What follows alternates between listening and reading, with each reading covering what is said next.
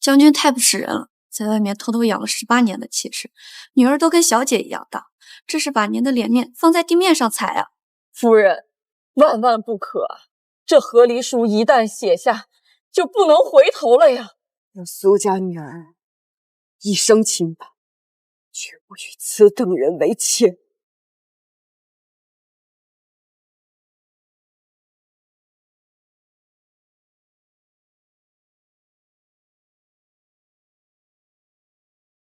念念，你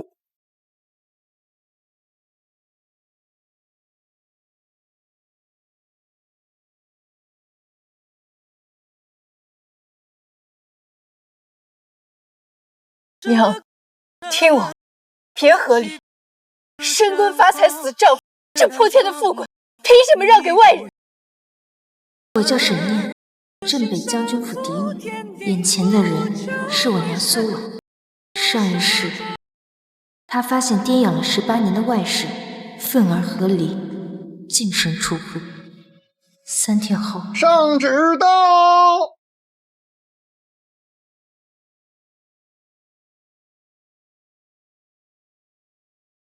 奉天承运皇帝诏曰：镇北大将军沈策为国捐躯，爹战死沙场，被追封国公，那外室便成了国公夫人。叩谢隆恩。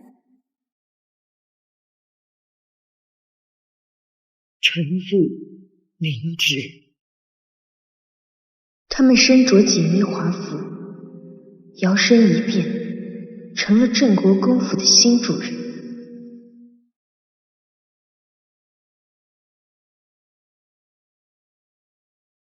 而我娘穷困潦倒，疾病缠身，病死雪中。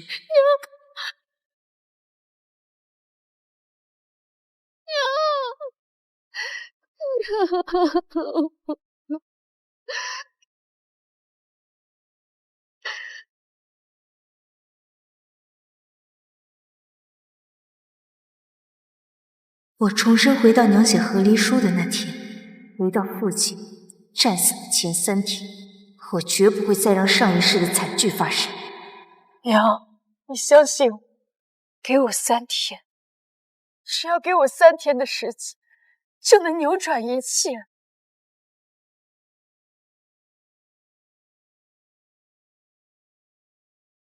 念念，你知不知道你在说什么？你爹他骗了我整整18年，你让我如何自处啊？你让我如何面对这满城的唾沫星子啊？唾沫星子能当饭吃吗？苏儿，你清醒一点！现在和离，那沈策会给你1分钱吗？你以为那个野女人会让你带走一切值钱的东西吗？娘，我问你，现在和离，我们要住在哪里？吃什么？穿什么？我怎么会生出你这样的女儿啊？你爹在外行苟且之事，你不以为耻，反倒对这件不义之财起觊觎之心啊！你不义之财，这将军府的一草一木，每一件靠的不是你带来的嫁妆。那沈策不过就是一个从死人堆里爬上来的穷小子，他若不是娶了你，凭什么能爬上这大将军之位？娘，这些都是你的，你凭什么？你凭什么要让给一个下贱的外室和他的野种？你要我如何呀？我又能如何？让我一生外室共处一室，还是任凭他的孩子换我做母亲啊！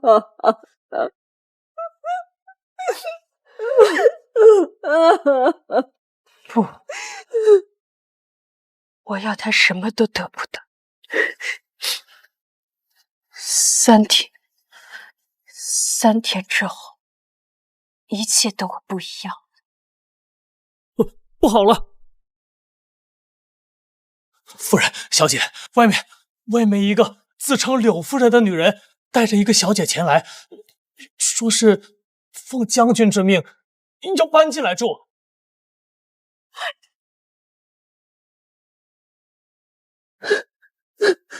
这可怎么办呢？慌什么？兵来将挡，水来土掩就是。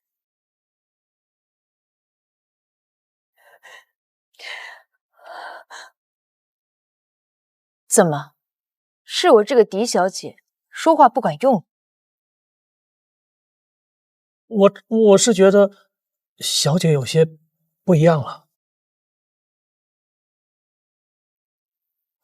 娘，您先回去歇息吧，这事我来处理。可你也未曾经见过，这要是吃亏了可怎么办呢？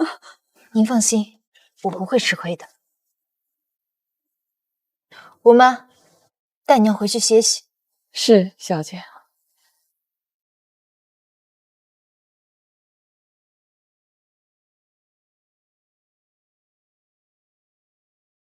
走，让我们去会会这个柳夫人。是，小姐。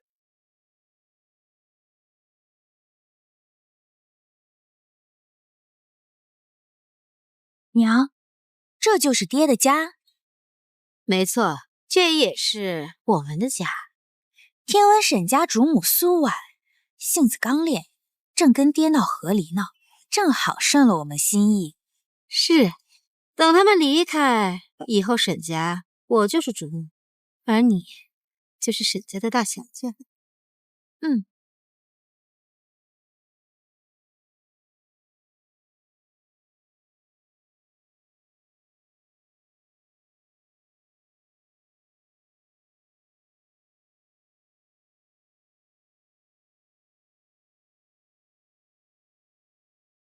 姐姐呢？我奉将军之命前来，将军说我身子热，外边风大，他让我先住主院暖阁里养着，怎么出来个姑娘家应付啊？前世我娘就是被他这句搬进主院的话气得当场吐血，彻底心死。沈家主母身子抱恙，正在静养，府中一切事务。你算什么嫡女？赶紧滚开！我爹可是天下第一大将军，他回来打死你！一个野种也配谈爹？一个野种也配谈爹？你说什么？我说的话你没听见吗？一个野种也敢在我面前犬吠？上一世，沈云福做了国公府千金，为了我娘，我这个真千金成了他身边的侍女。他在宫宴上被皇帝看中，安排在太子身边，后来成了太子妃。这一世，我要夺回我的人生。啊，原来是念念小姐，你怎么能这么说呢？云福可是将军最喜欢的女儿，我腹中也还怀着将军的骨肉，将军最疼我了。他还特意嘱咐我，到了府里就住主院，也好和姐姐亲近亲近。怀孕，前世可没有这一出。看来为了能敬妃上位，他真是无所不用其极，连怀孕这种谎话都编得出来。是啊，我可是怀着沈家唯一的男丁。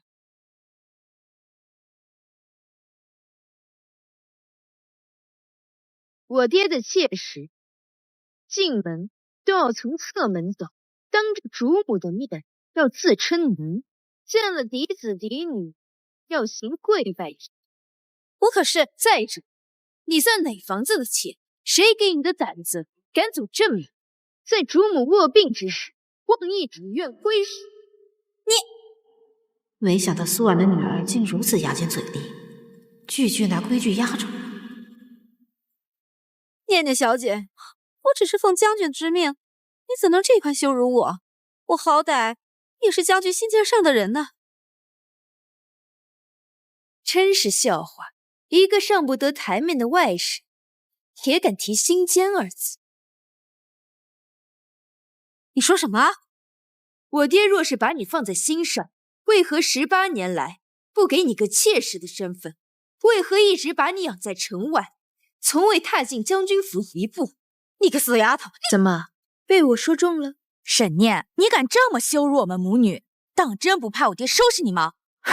只怕你爹是没有机会。管家，小姐，您吩咐。按沈家家规，妾室及无名分妇人冲撞主母，言语不敬，应当如何处置？回小姐，当掌嘴20，罚跪祠堂2个时辰。你敢？我可是将军请回来的贵客，你凭什么罚我？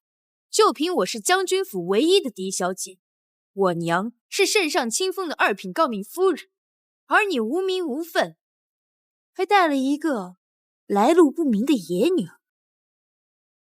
就算今天把你打杀了扔出去，也是应当。现在收血谱没什么，等你爹得胜回来，我让他全都还回来。可是他现在都要长您的嘴。你此次出征若能得胜，被册封为国公也是有可能的。你将来可是要做国公府的小姐。来人，掌嘴！娘，放手！放开我，娘！娘，放手！娘！把他们拉到祠堂去，罚跪2个时辰。沈念，你个丫头片子，可别太过分了！罚跪后，带到柴房旁边没人住的废院，没有我的允许，不准踏出院门1步。1日3餐就按照府里3等下人的份例送去。沈念，你个小贱人！贱人！我爹得胜归来，不可能饶得了你！放开我！放开我！放开我！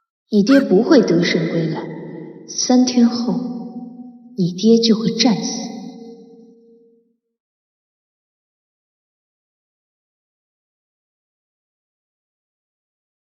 柳如月，这才只是开始，带给我加倍的还回来。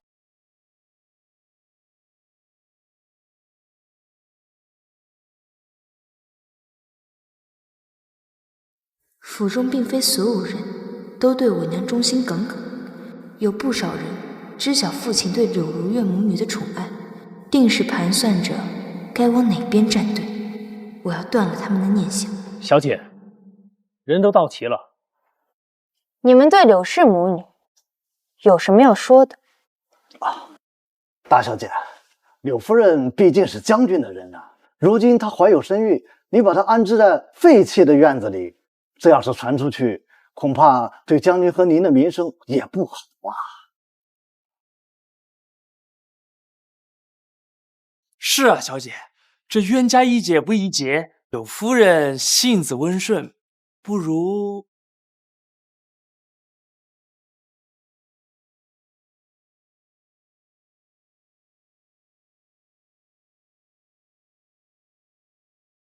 夫人和小姐心善，只要你们可以摆个头，就给你们一些吃食。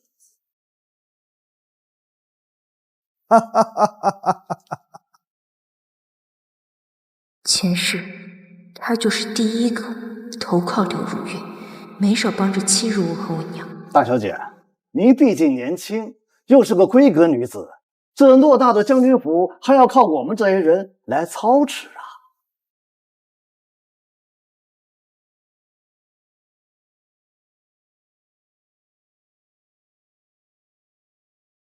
我是年轻，可我知道，上个月你小儿子在赌场欠了500，第2天就还清了。小姐，你这什么意思？我不懂啊。不懂。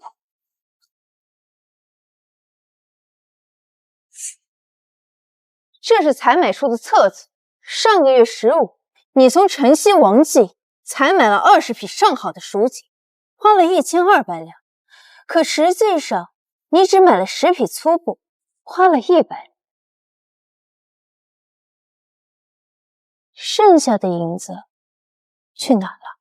小姐，这账本没有问题，我确实是……难道要我去把晨曦王记的掌柜派来，跟你当面对质？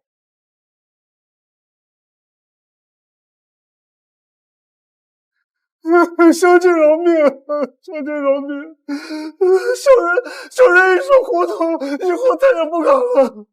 来人，偷窃府中财物，按沈家家规，杖打50大板，拖出府去。他的所有财物都归府库所有。小姐，你不能这样对我，我可是将军的人啊！从现在起，这府里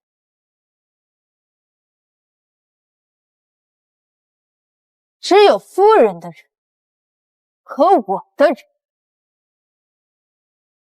小姐饶命啊！小姐饶命！我可是将军的人，小姐！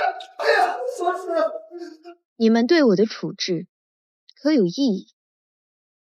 小人不敢，一切全凭小姐做主。很好，吴妈妈，老奴在。从即日起，你就是府内的总管，负责所有下人的调配赏罚。是，小姐。钱管家，小姐，以后你就是府内大总管，负责府中一切事务。是，小姐。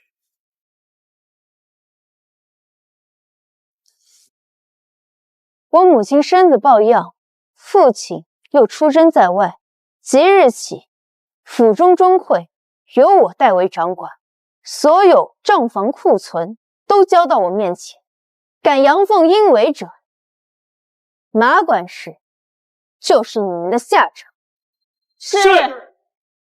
柳如月，我要让你彻底翻不了身。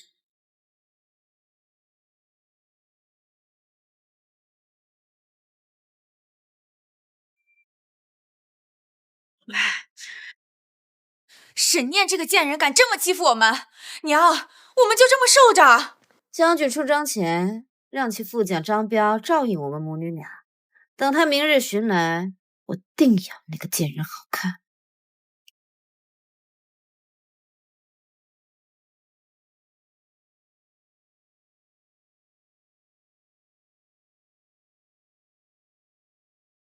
这束京郊的温泉庄子，是我爹前几年买下送给柳如月的，修容费用每月高达数百两。这庄子里似乎藏着比贪墨钱财更大的秘密。念念，娘，娘，你怎么还没睡？来看看你，我竟不知我的女儿有如此锋芒。不露锋芒，压不住豺狼。他们不是来讨生活的，而是来抢位置的。我的念念怎么突然就懂事了呢？管得了人了，也看得懂账本了。小姐，夫人，张夫家的人闯进府了。张彪，你爹的副将，他来干什么？想必是来帮那柳氏母女。走，去会会他。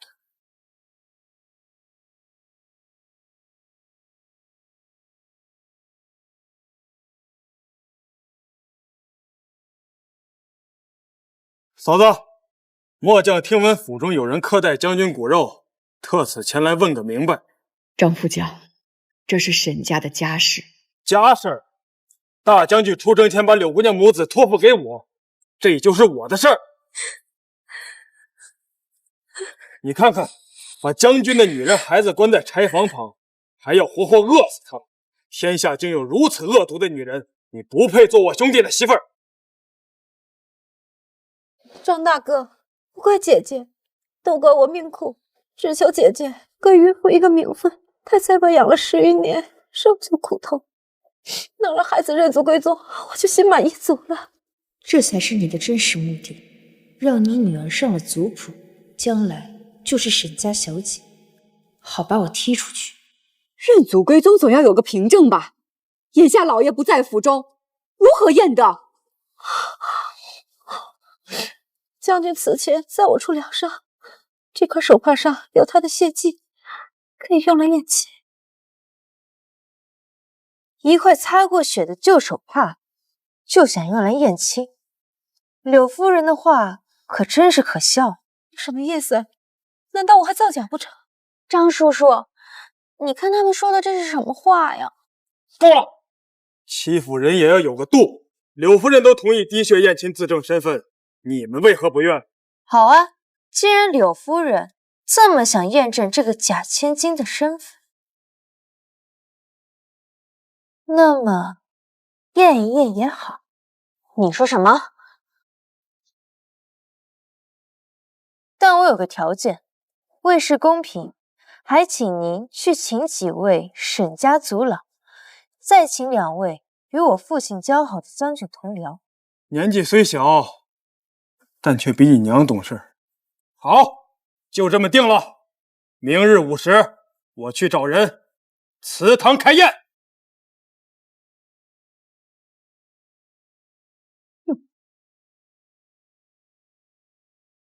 念念，他们分明就是有所准备，你为何要答应啊？他们有准备，我也有准备。这是西洋的灯油，最清亮的那种。明天宴亲用的水，我会让春桃去准备。娘，油水不相容，只要往明天宴亲的水里加上极少量的这个，无论是什么血都溶不起来。你何时准备的这些？梦里准备了很多年。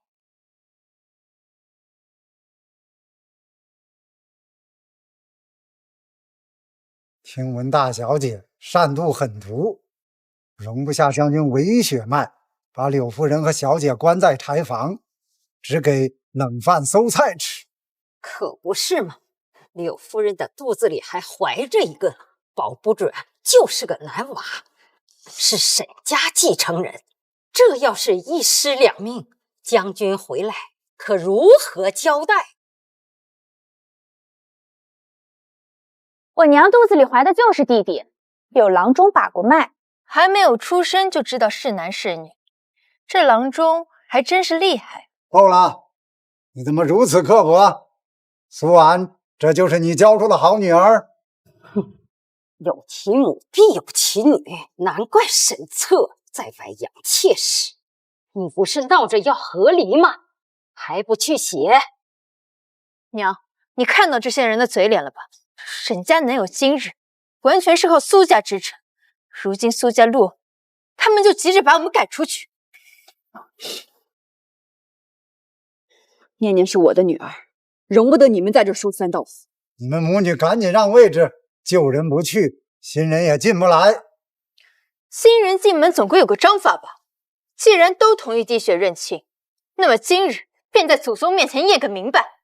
我父亲为国出征，血脉不容混淆。开始吧。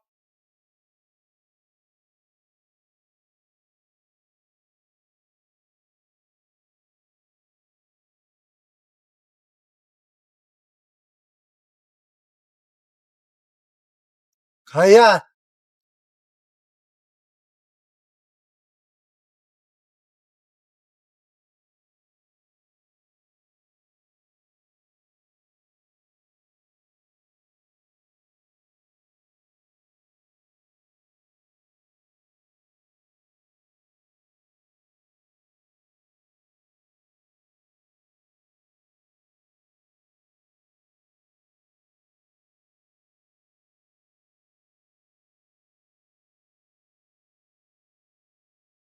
不容！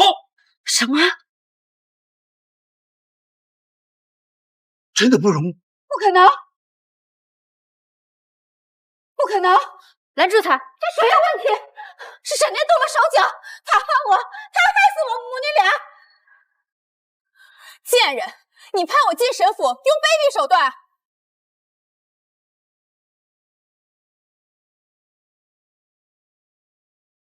张叔叔，我看书上说，血浓于水，血脉相融，血滴进水里会自动相连。为什么我爹的血不认这个女儿呀？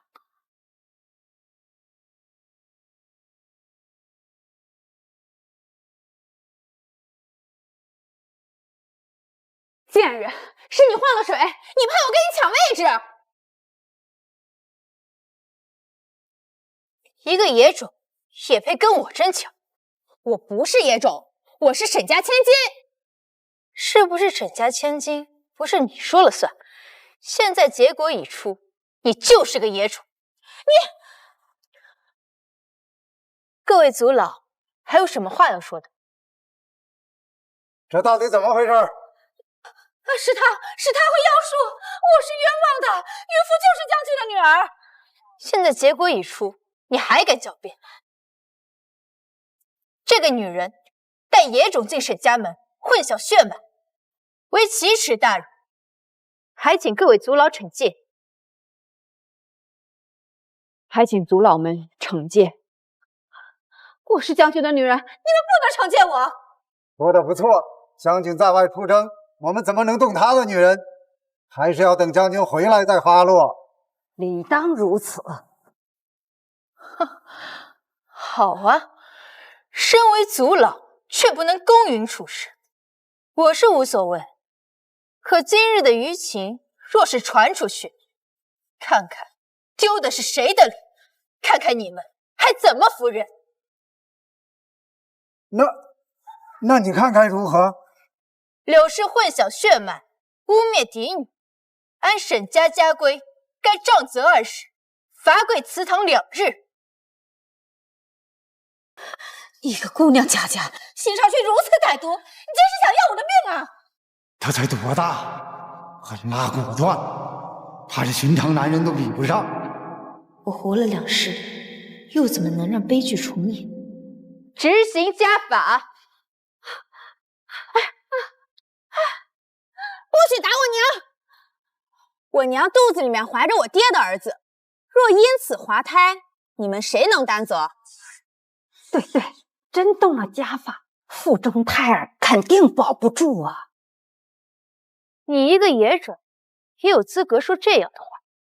我娘用的是沾有我爹血迹的陈旧手帕，使得滴血验亲的结果有误。我要等我爹回来重新验过，才能作数。于福，你可真是害了你娘啊！要是你爹知道你不是他的女儿，等他回来，恐怕就不是杖责20时那么简单了。还请族老们重新发落，等我爹回来再次定夺。说的也有道理。柳氏腹中已有沈家血脉，不管如何也不能杖责一个有身孕的妇人。谢族老体恤。好啊，既然怀有身孕，那便请郎中来把脉验证吧。你莫不是怀疑我是假孕？你都会混淆血脉，带野种进门了，假孕又有什么奇怪？你竟敢这般污蔑我！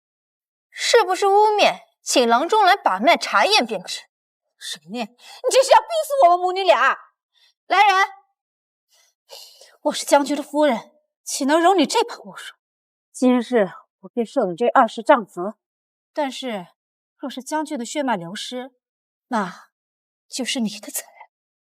娘，让他打便是。若是因此滑胎，看他怎么交代。好啊，玩这一套是吧？既然怀孕不能掌责，那么掌嘴总行了吧？掌嘴总不会滑胎了吧？沈念，你别太过分了。我是按族规行事，带野种进门就该受到惩戒，要么掌嘴100，要么请郎中过来当场检验把脉。小小年纪竟如此歹毒，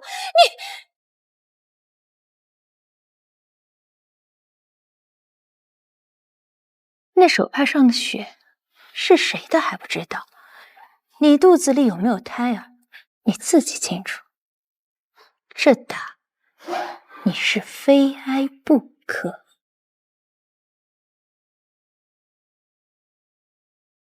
沈念，你敢这么对我娘？等我爹回来，非打死你不可！我等着。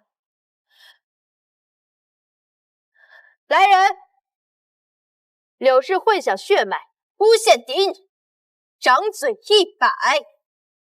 将军是我淑珍吗？等将军回来，我爹当你是不留死！那也要你的将军鱼回来。带走，给我打！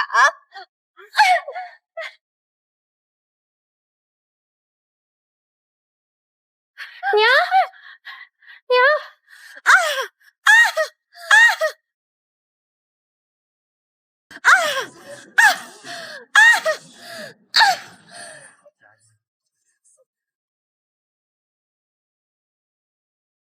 娘，你放心，只要你不写和离书，不自己离开，他们就不能赶走我们。娘真是白活了。将军不在，滴血宴前有误也不一定。我要亲自去禀报将军。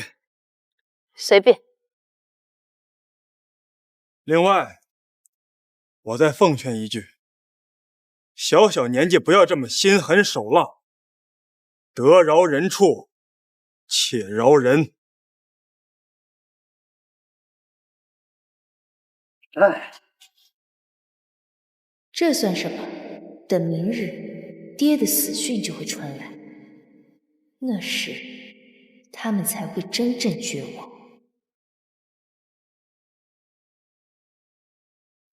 娘，您没事吧？哎呦，沈念那个小贱人，哎呀，疼死我了！等爹回来，我让爹打死他。本来就听闻苏婉要写和离书，要离开将军府的，这才想着提前把你带上门。可现在看来，他们根本就没有想离开的意思。是沈念在做害。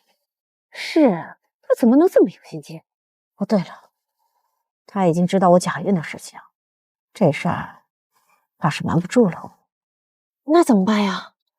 原本想着靠假孕顺利进入将军府的，现在却成了麻烦。要是假孕被发现，爹知道了也会生气的。你娘早有办法对付，不然我怎敢假孕呢？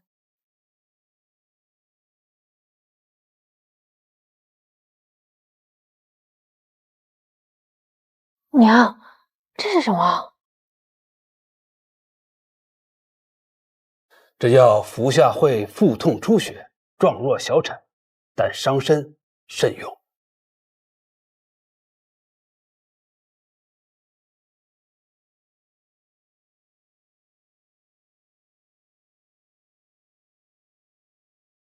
走，跟娘认错去。认错？我原本就是要把华泰之事嫁祸他们。将军早就厌恶了苏婉，要是他知道孩子被他们害死，定会打死他们的。走。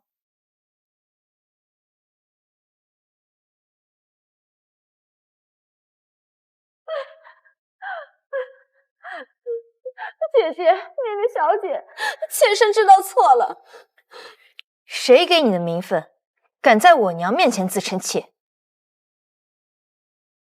柳氏，请注意你的言辞。是我无名无分，不该自称为妾，是我鬼迷心窍，贪图财富，才想的要滴血认亲的法子，没想到手帕陈旧，聪明反被聪明误。我也错了，不该顶撞小姐的。你们又要耍什么花招？我们真的知道错了，因为接受一切责罚。还请姐姐和念念小姐给我和云父留条生路，让我们留在府上，伺候姐姐，我们可以做牛做马。看来还是不敢承认自己混淆血脉。念念小姐，我怎么做你才能原谅我？我要你死就原谅你，你做得到？念念小姐，我真的知道错了。念念小姐，我们可以当牛做马，只要你不打我娘。赶紧松开！你们这是干什么？赶紧放开！念念小姐，你要是不原谅我，我就长跪不起。赶紧松手！我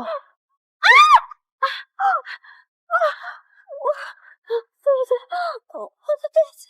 沈念，你敢踢我娘的肚子？你娘！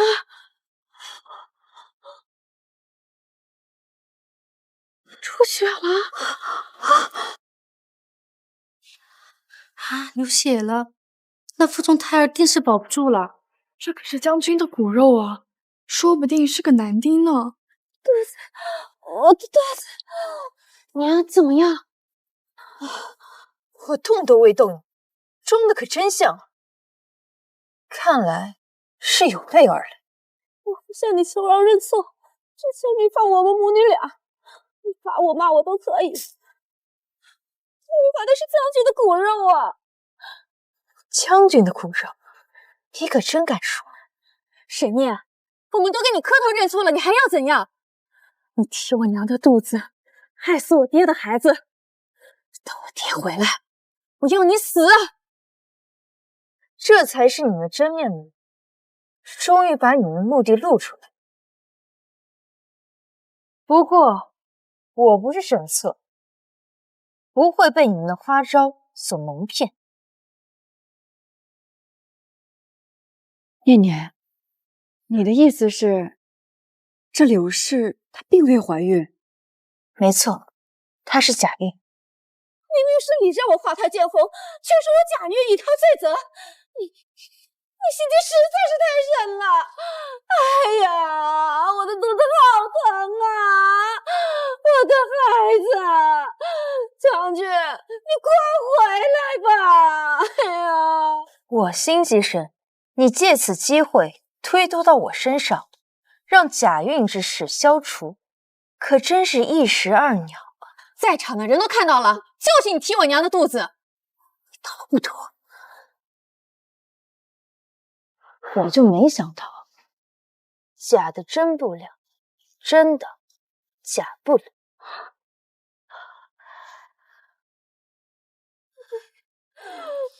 哎呀，我的孩子啊，娘对不起你啊，娘没能保住你啊。小姐，她身下有血，已然见红，看她样子不像是假的。就算是流血，也不一定是花胎。你个贱人，你害死我的孩子，你还说出这样的话！若是别人，可真就信了。可你遇到了我，只要请大夫来，一验便知。这里是沈家，你想说什么就是什么。等将军回来，他定会为我做主。云福，我们走。怎么，这就要走？看来是不敢验了。不过你们走不了。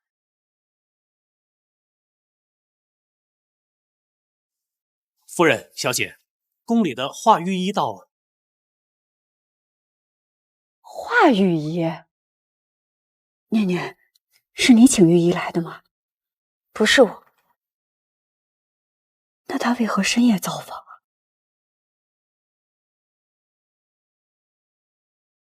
苏夫人、沈小姐，听闻府上夫人身体不适，老朽奉皇后娘娘口谕，特来请脉。皇后娘娘，母亲虽然是二品诰命，可与皇后并不相属，为何会有如此安排？不管如何，华御医来的正是时候。命妇谢皇后娘娘垂爱。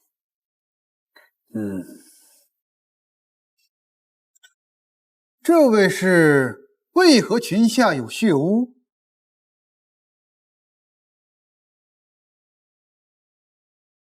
有劳御医跑这一趟了。家母身体尚可，倒是这位柳氏说怀了父亲的骨肉，方才跌倒见了红，以免他信口雌黄污人清白，还请御医为他现场诊断一下，看看一验真假，以免他日后又找此理由扰乱家门。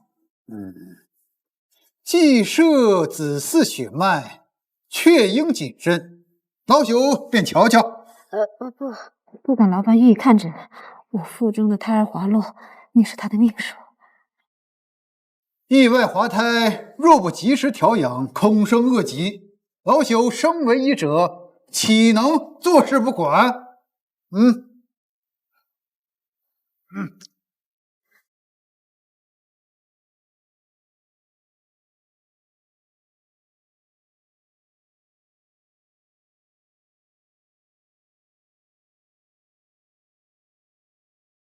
你这脉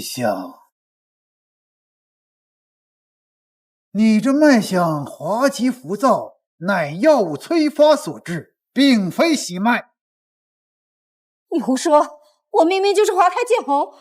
见红？观你出血色泽气味，并非真正的胎漏之血，倒是生出血，混合了某些刺激宫缩的寒凉药物所致。这是什么意思？他根本未曾有孕，此番腹中出血，乃服用了虎狼之药，强行制造小产的假象。你胡说八道！你是什么御医啊？你明明就是庸医！我明明是滑胎见红，你却说我假孕！你就是沈殿找来污蔑我的庸医！你这妇人假孕骗人也就罢了，竟敢质疑老朽宫廷御医的身份！柳夫人，这饭可以乱吃，话可不能乱说。这华御医乃是我大康第一神医，他还会诬陷你不成？娘，怎么办？假孕真宠，药造滑胎，陷害嫡女。柳如月，你说我把你算计父亲后院和名声的这些事告诉他，他还会如此宠爱你吗？会，将军最爱的人就是我。你们怕是不知道啊，我和将军早就相识。你娘嫁进府当日，他便为我买下宅院。你给我闭嘴！怎么，怕你娘听下去，怕她会被气死是不是？让他说，我也想听听，你爹背着我，到底还做了多少事？那他做的可多了。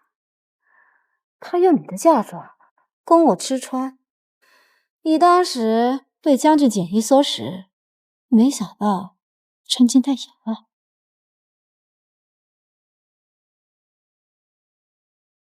是我遇人不淑，幸好我的念念及时提醒。念念，你说的对，我不能离开将军府，这不是清告，我反倒成全了你。你以为你能留得下？你不写和离书，等将军回来就给你一纸情书。你做了那么多恶事，你以为沈策还会要你？将军此次会平战功，封破国公，他会以功请旨，引我进府，休妻立室，让我做夫人。到时候，你和沈念都会被赶出府的。等我爹回来，你们都得死。你们的好日子不多了，等将军回来，我就是沈家的头，云福就是沈家的大小姐。真是不见棺材不落泪，明天你们就等着受罚吧。来人，把他们给我拖下去，严加看管。是。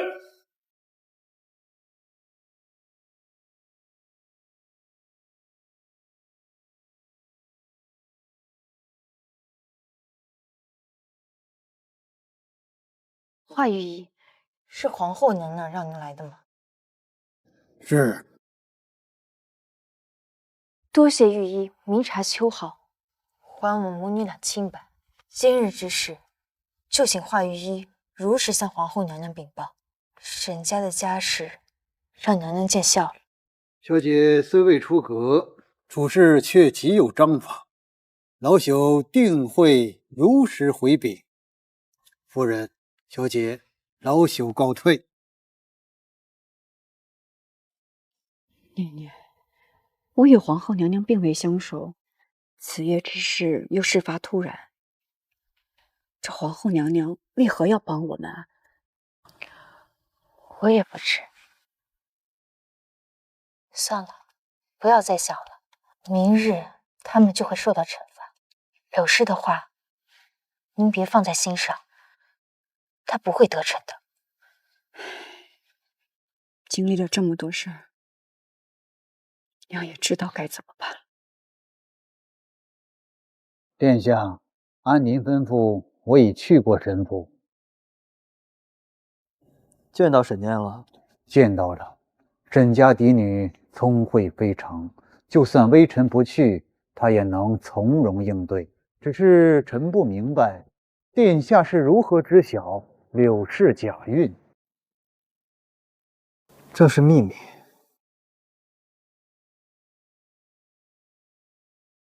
小姐，您让我查的柳氏住的京郊温泉庄子果然有问题，这是支出账目。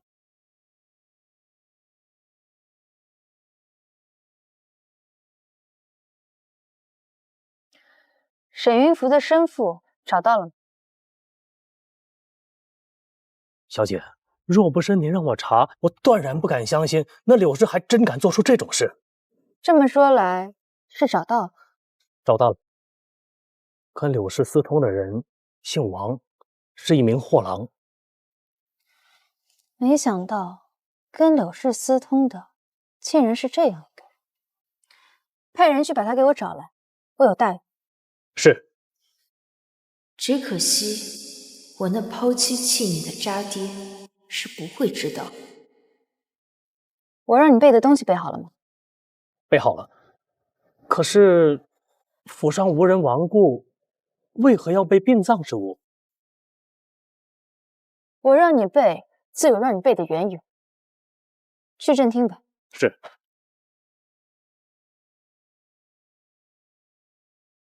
念念，你为何让我着一身素装，还在这堂厅候着？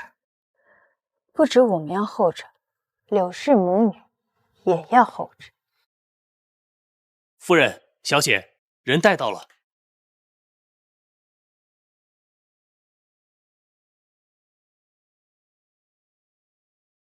小贱人，请我们来干什么？请你们来看一出好戏。前世该战死的消息是在何灵苏写下的第3天傍晚传回京城，看看时辰也差不多了。夫人，小姐，边关传回军报，现在已经送进皇宫了。边关传回军报，现在已经送进皇宫了。是将军，肯定是将军打了胜仗。云福，肯定是你爹的捷报传到京城了。娘，终于有爹的消息了，我要向爹告状。你爹立了大功，等他回来，他们全都要死。听到了吗？将军的捷报已经传到京城，他很快就要回来了。你们现在下跪给我磕头道歉，兴许我还能让你们再好过一些。你没说错吧？让我和娘给你磕头赔礼。没错，你娘要向我磕头，你要给云府磕头。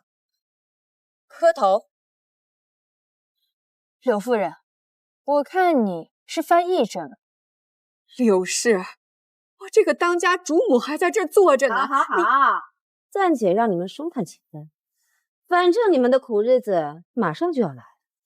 云福，你爹的捷报传到京城，我们终于等到这一天了。有没有可能不是捷报？不是捷报是什么？报丧。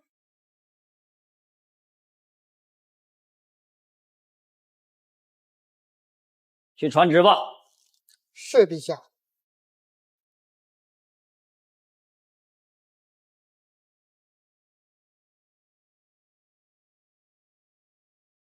宫里送来消息，将有旨意传到神府，你们母女俩就要完蛋了。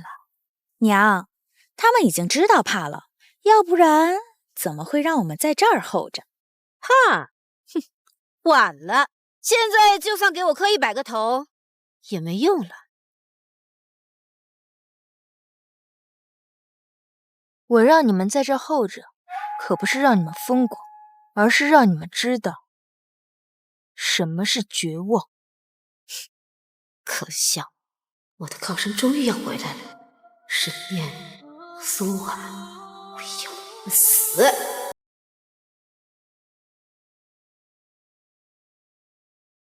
圣旨到。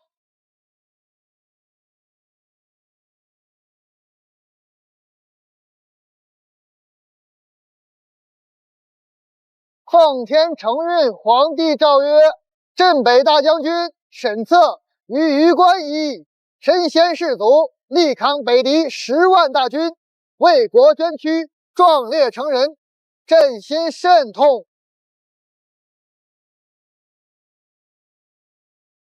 娘，撑住，好日子要来了。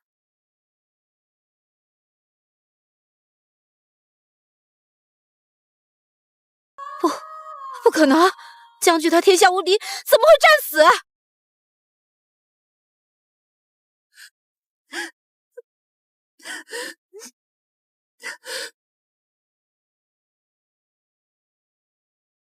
怎么可能？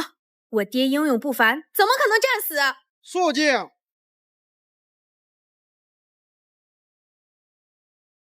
念沈策将军护国有功，特追封其为1等镇国公，世袭罔替。镇国公世袭罔替，这是破天的富贵啊！其妻苏氏婉，出身书香，端庄审慎，教女有功，朕心甚慰，特封为1品镇国夫人，赐金色宝印，享国公府一切荣光。钦此。1品高明夫人，享国公府一切荣光。镇国公夫人苏氏接旨。娘，臣妇苏婉叩谢皇恩。不，这些荣耀都是我的，我才是将军的夫人，我娘才是镇国夫人，我是镇国府大小姐。圣旨是给我的，对不对？将军最爱的人是我，这一切本该就是我的。我娘才是1品诰命夫人，苏氏不过是被我爹厌恶的弃妇，她凭什么得到这些？苏夫人，他们是回公公，不过是痴心妄想的可怜虫罢了。既然如此，就好生处置。沈将军刚被追封为镇国公，传出去有损镇国公府的声誉。公公请放心，镇国公府的声誉不会有损，我的声誉也不会有损。镇国公府的声誉不会有损，我的声誉也不会有损。这样就最好。苏夫人，节哀。有劳公公了。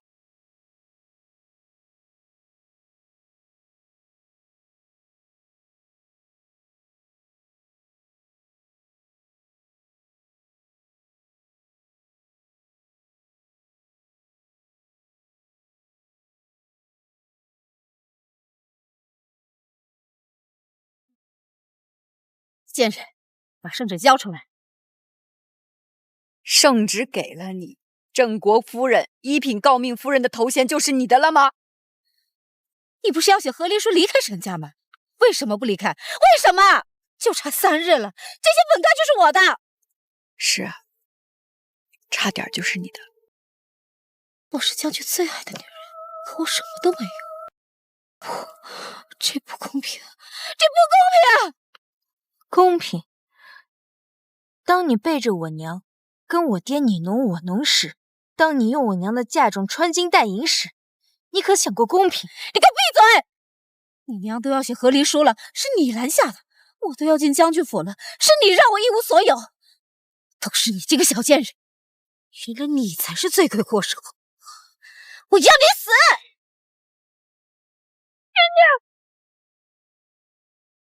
我要你死！这一巴掌是替我娘打的，为她这些年错付的光阴和真心。走，去！都写了和离书了，还想回来，真不要脸！我娘是写了和离书，可他们还有10余年夫妻情分。我娘病了，求求你们救救我娘吧！将军早就说了，他最爱的人是我，你们的夫妻情分又算什么呢？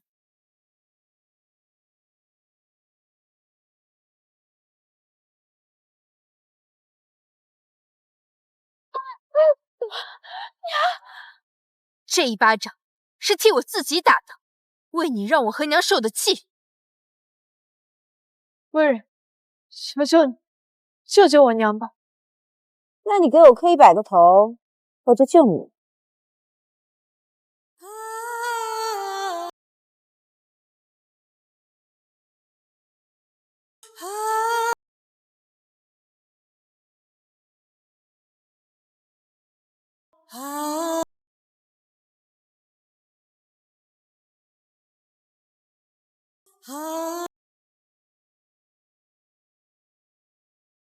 夫人，我已经磕够100个了，你能救救我娘了吗？你还真磕啊，真是个天真的孩子。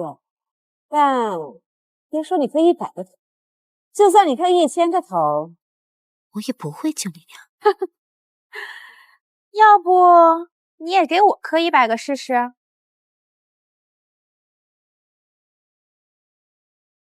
你敢打我娘？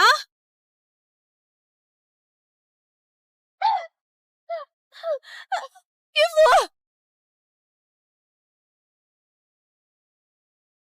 念念，怎么处置他们，交给你了。怎么处置他们，交给你了。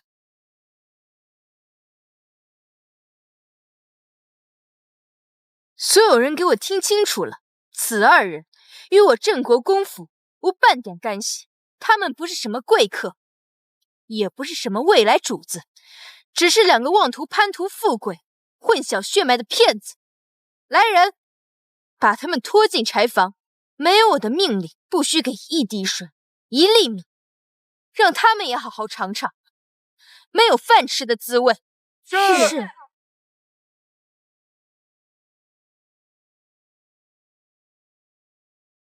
沈念，你个贱人，你不得好死！放开我！我是国公府小姐，你们这群狗奴才！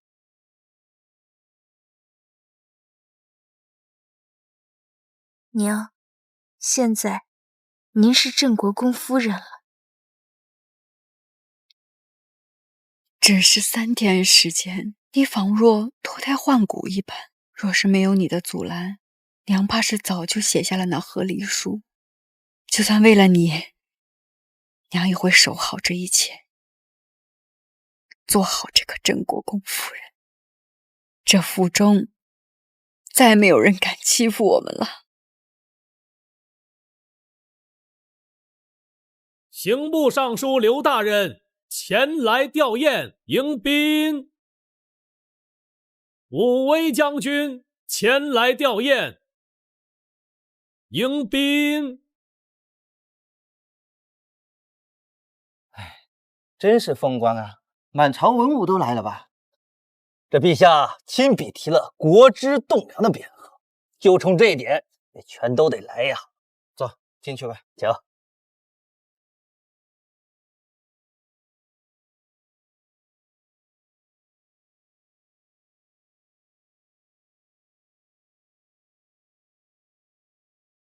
哎呀，我的女儿啊！哎呀，我的女儿啊！你们沈家仗势欺人呐！我女儿为沈将军生了女儿，怀着沈将军唯一的儿子，如今沈将军尸骨未寒，你们想把他们还我逼死啊！他们果然来了。我可怜的女儿啊，我苦命的外孙女儿啊！哎呀，我那还没出生就胎死腹中的外孙啊，这沈家没天理呀！欺负我们小门小户，没人撑腰啊！什么意思？准国公有外室？这意思是说还有个女儿，肚子里还怀了个儿子。这国公夫人的手段也太狠了点吧？我倒是听过一些言语，好像是沈小姐做的，把那柳氏母女整得凄惨呐。沈家小姐还未出阁，能懂什么？家门不幸啊！看来这国公府福也不是那么好抢嘛。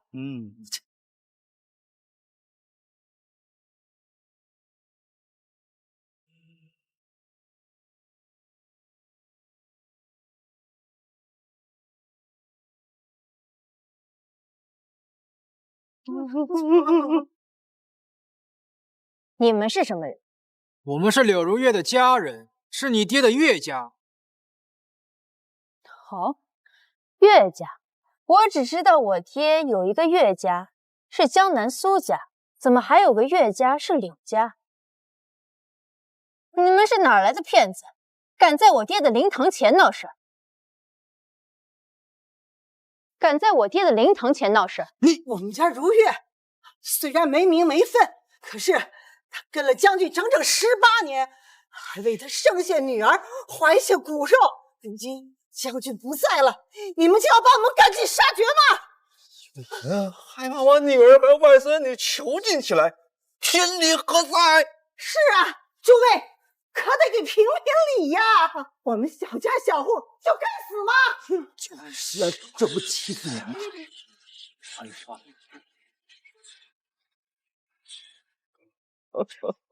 呀，够了！各位大人，各位叔伯，我爹尸骨未寒，就有蛀虫想要侵占我镇国府的家产，今日还请各位做个见证。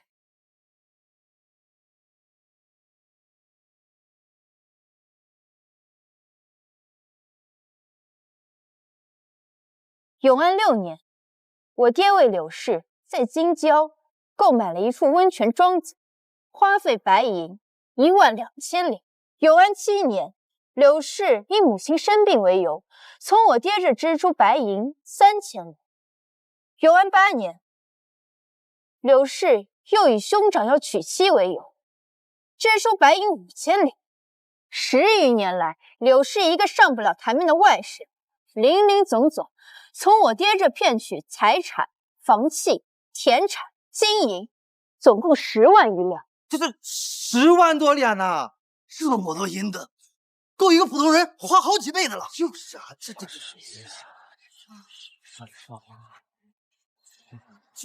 刘老爷，我想问问你的女儿是金子做的还是银子做的？我难道说错了吗？18年的时间，她花费了数十万银元，你们用骗我爹的钱，在老家买宅子、置田地，全家身上穿金戴银的，怎么到了我爹灵堂前，就成了被欺负的小门小户？怎么了？我女儿给你爹生女儿养儿子，花点钱怎么了？是啊，我女儿不明不白的给沈大人做了18年外事，这不是应该的吗？快把我妹妹放出来！别以为你们能无法无天，今天没个交代，我们就去告御状！告御状！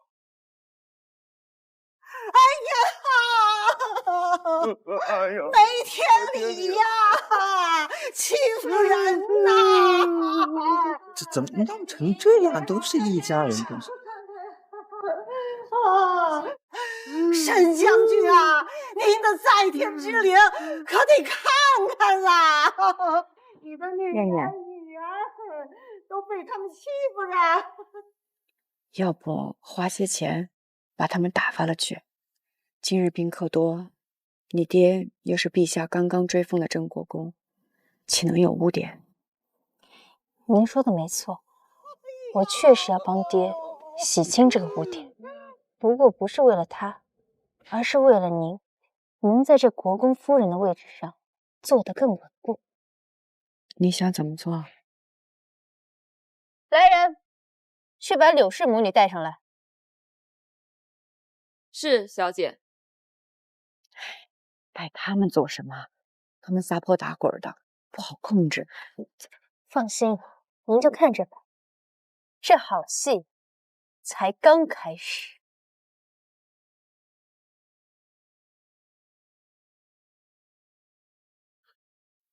小姐，柳氏母女到。娘，吃苦了。就是他打我娘亲，把我们关在柴房，不给饭吃。哎呦，简直是欺人太甚呐！这给饭吃太大。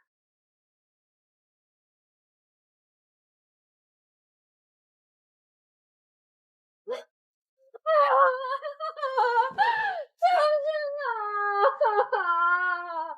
你睁开眼看看吧，你是多厉害！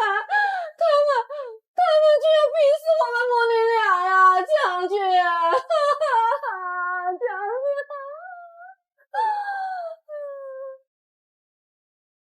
我才是国公府大小姐。大家听到没有？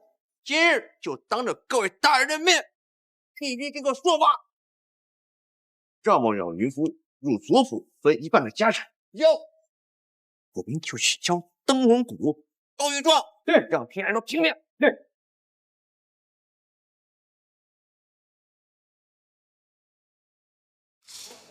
这若真是国公血脉流落在外，怕是不妥啊。沈家主母来自书香门第，素来温婉贤淑，没想到竟是这么狠辣。是沈家小姐，人家厉害。一个滴血认亲都不相容的野种，也敢上我们沈家的族谱？那是你动了手脚，那是你害我们。娘，将军生前最疼爱云福，诸位要是不信，可以到城外的别院打听打听，谁不知我们云福是将军的心尖肉啊？心尖肉，柳夫人，你真要我当着这么多人的面，把你那层皮给扒下来？云福就是将军不可争议的女儿，你能有的，我们云福都要有。别看着我爹不在了，你就想说什么就是什么，少跟我说这些。今日要是不能让我满意，我们就要去告御状。对，告御状。对，告御状。告御状。真是不见棺材不落泪。来人，给我带上来。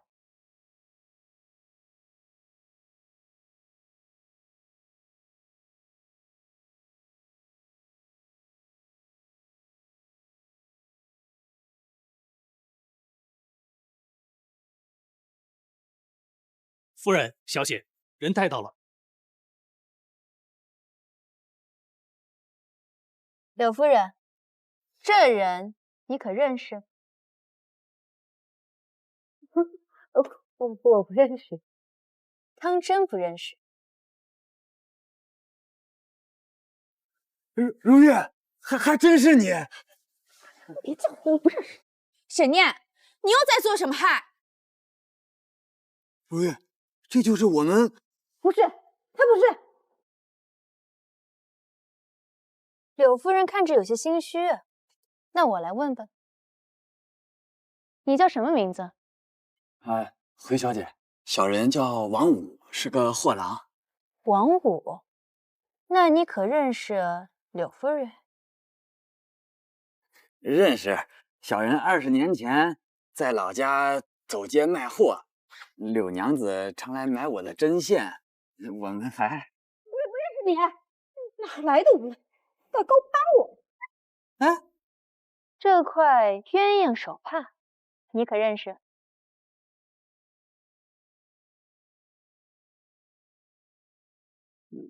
这是当年我送给他的呀，这可是从江南淘来的丝绸呢。闭嘴！你说话到什么呢？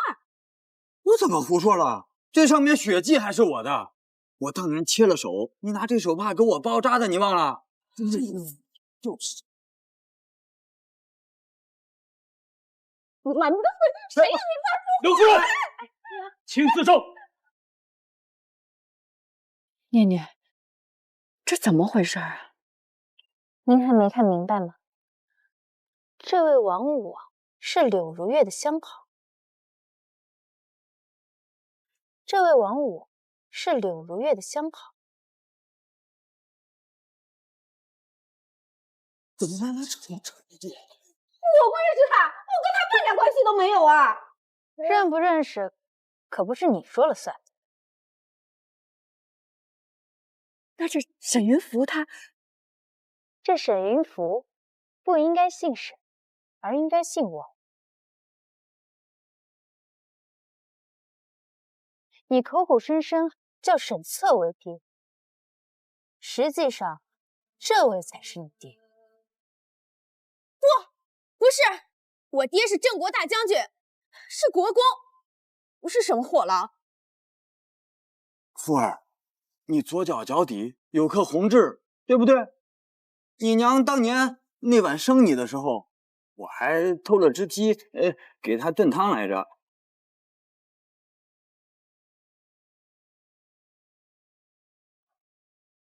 娘，你说句话，你告诉他我是爹的女儿。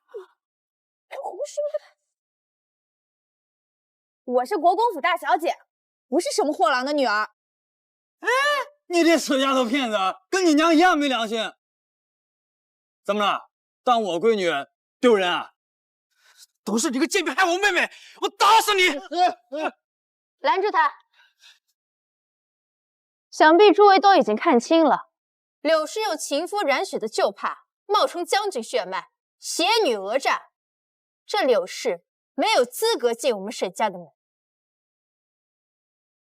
这柳氏没有资格进我们沈家的门。就算是这样，将军最疼爱的也是我。他跟我说了，会迎娶我进将军府，让我做正室夫人。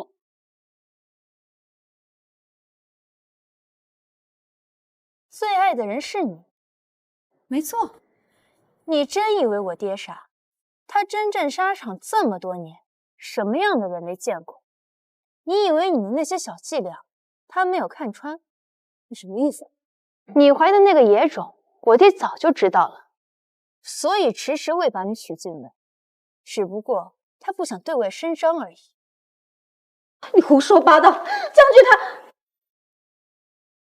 你看这上面写的字，舞姬苏婉清启。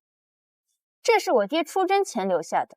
这信上说，要是他意外征战沙场死了，就由我娘全权负责你和这个野种。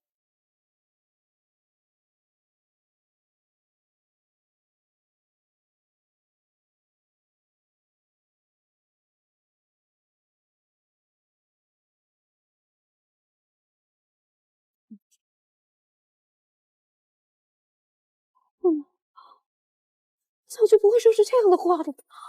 我爹的字迹你应该认得出吧？你所说的爱，根本一文不值。将军怎么会这样？事到如今，想必诸位已经明白了。刑部刘大人，请问依大康律，柳氏以监生子冒充功臣嗣，该如何处置？该如何处置？主犯流放3000里，无犯杖100，赃款追回，家产抄没。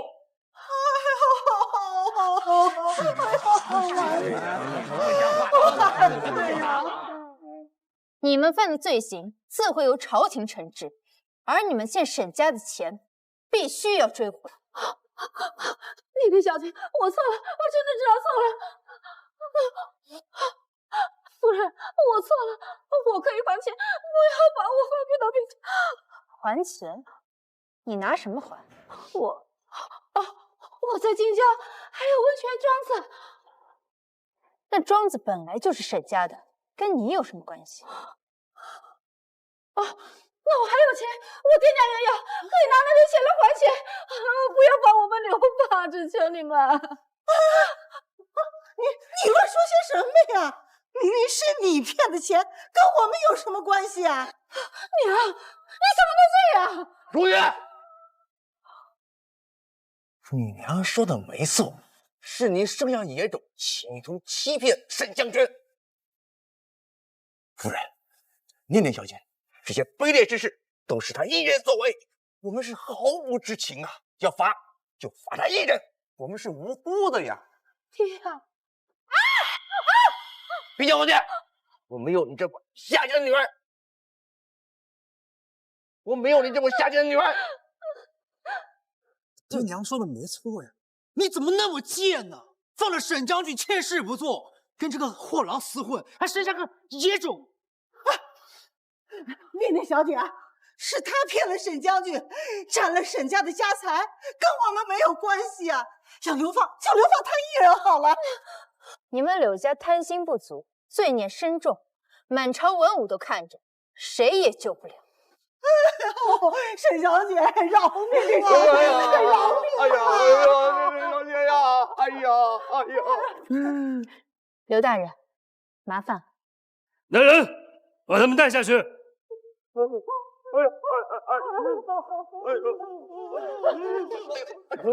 接上我！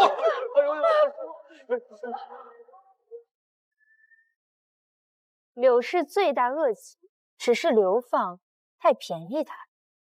春桃，小姐，千条已经拟好。看在你服侍过我爹的份上，我就给你一次机会，只要还上了钱就可以。哼，签了这个，就放你走。愿巨人柳如月欠郑国公府白银10万两，限期半年还清，逾期不还，母女二人自愿为奴，终身抵债。怎么样？没欺负你吧？这么多钱我们怎么还啊？你这是要逼死我们母女俩！沈念，你个恶魔，你们不能害死！你们不能害死！我还想着让你们一家团聚呢，怎么会逼死你？什么一家人？王五，这柳氏是你的女人吧？是。那这沈云福啊，不，应该叫王云福，也是你的女儿吧？是。不是，我不是他的女儿。血缘就是血缘，可由不得。王五，把你的女人跟孩子带走吧。啊，我这柳如月她欠了10万的外债，我才不要。我带他们走。落到沈武这种人手里，能有什么好下场？你这是借刀杀人呢！你王五，带走。是。哦，这个贱人长得还有几分姿色，我带走之后就把他们卖到青楼，然后给沈家还债。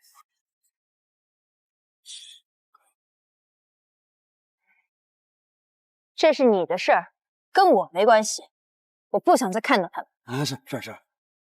贱人，还不跟老子走？你做梦！老娘死都不会跟你走的。敬酒不吃吃罚酒的东西！还有你，跟老子走！我爹是选错，你不是我爹。跟你娘一样没良心，不欠收拾。走，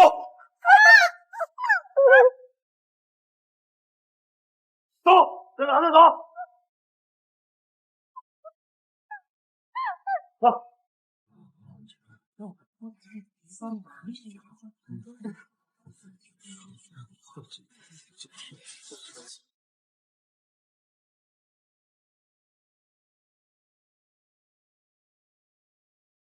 愣着干嘛？还不过来？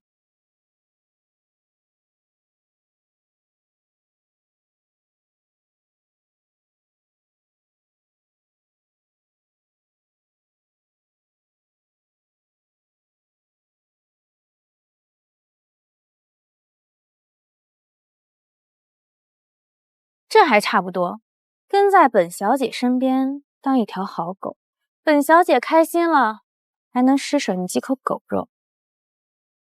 上一世，为了我娘，我这个真千金做了假千金侍女，受尽屈辱。这一世，我终于改变了命运。各位，今日是先夫祭典之日，发生这样的事，让各位见笑了。国公夫人言重了，这分明是有小人作害，算不得什么。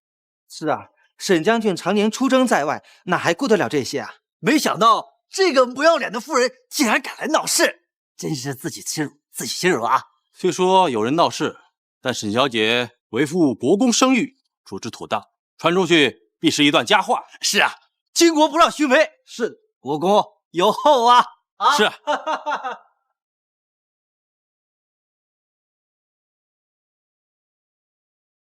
夫人、小姐，宾客都已经送完，退下吧。是。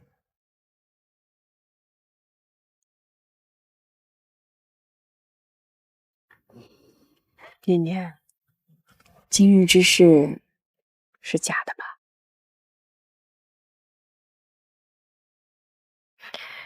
是，那些话是我编的，那封信是我伪造父亲的笔记写的。多亏有你，不然娘都不知道今天要怎么办了。你爹刚刚被追封为郑国公，这声誉岂能受损啊？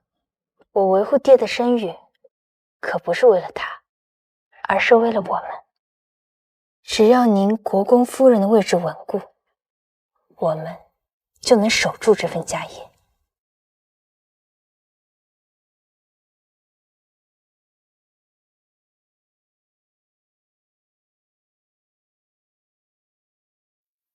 曾经我以为你爹是我毕生的依靠，为其倾尽所有，可不曾想他会这样对我。这男人啊，都不可靠，咱们只能靠自己。念念，谢谢你，谢谢你在娘写和离书的当日拦下了娘，谢谢你这3日的付出。娘会当好这个国公夫人，也会让你当好这个国公小姐。只怕是还不能安稳。为什么？这几日我在父亲的书房里发现了几封密函，父亲的死似乎不是意外。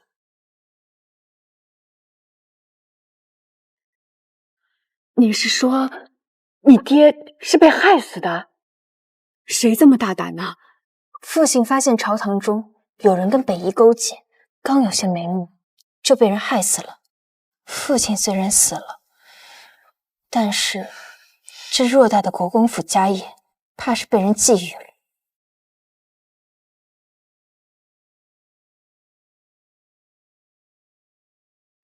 放开我！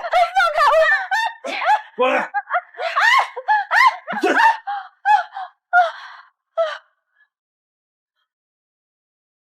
！10万两，老子这辈子都没见过这么多钱。两个赔钱玩意儿！我一日夫妻百日恩。我呸！一日夫妻百日恩！你跟沈大将军睡的时候，怎么没想过老子？还让老子当这个便宜爹！现在好了，老子成债主了！我是国公府小姐，我不是你女儿，我要回去。小姐还做白日梦呢？你现在是老子的闺女，你们两个老老实实的在这儿待着，谁要是敢跑，我把你们两个腿给打断。明天我就先把你这还有几分姿色的娘卖到最下等的窑子里去。至于你嘛，养2年也能卖个好价钱。你不是人，你不是个亲闺女！什么亲闺女？她就是一个赔钱货。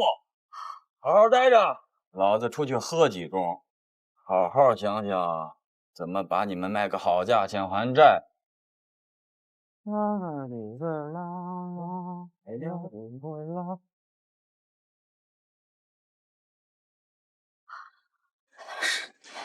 好狠！这不是让我替债，你是让我生不如死。我爹是将军，我爹不是货郎，我爹是将军，我不是货郎。岳父，我2天就走了，你别下面啊，岳父。你是谁？我家大人是朝廷兵部尚书，奉大人之命前来帮助你。怎么帮？让你成为国公府的大小姐。真的吗？只要你跟我走，就能做得到。我跟你走，只要能报复沈念，我做什么都愿意。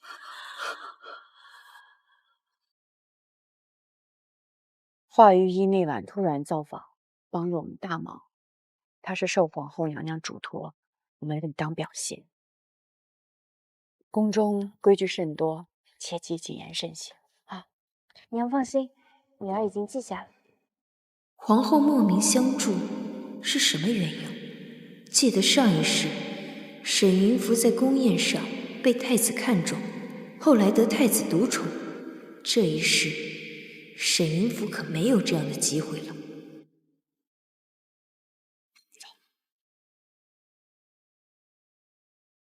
事情便是这样。那沈家小姐沈念处事果决，步步为营，不仅保住了其母地位，更是将柳氏母女及其背后家族连根拔起。他能看透人心，借力打力，将一场必败之局扭转乾坤，这手段确实高明。殿下，沈国公夫人和嫡女沈念交牌子入宫，谢皇后娘娘前日遣医之恩。可真是个聪明人。你去回禀母后，我也去看看。是。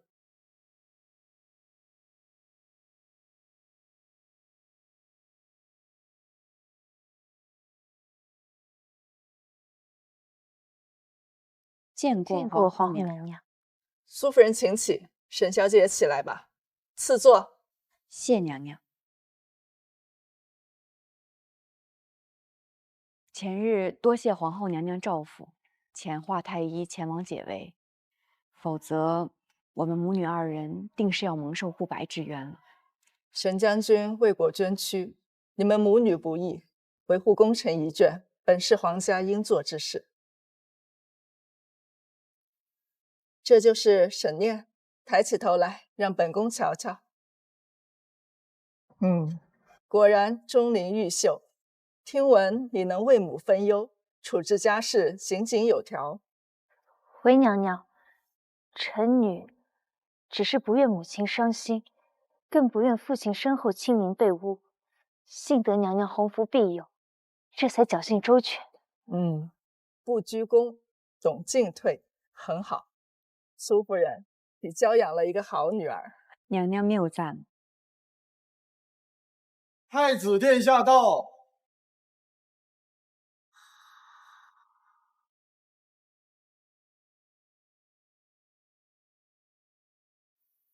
来了。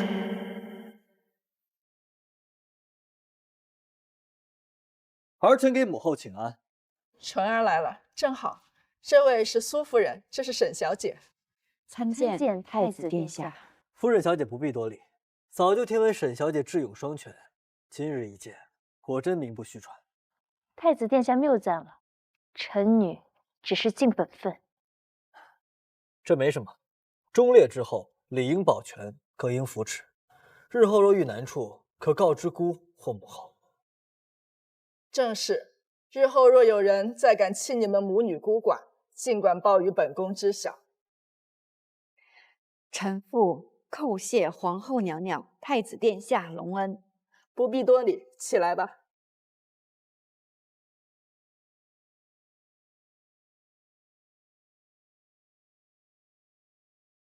今日殿下看起来沉稳有度，实乃大康之福啊。他看起来确实比上一世更加沉稳。是啊，还有那柳氏，想必已经被王武卖去金木了吧？夫人、小姐，今日得知柳氏母女被兵部尚书赵大人介入府中。什么？千真万确，王货郎到府上要人，都被打断了腿。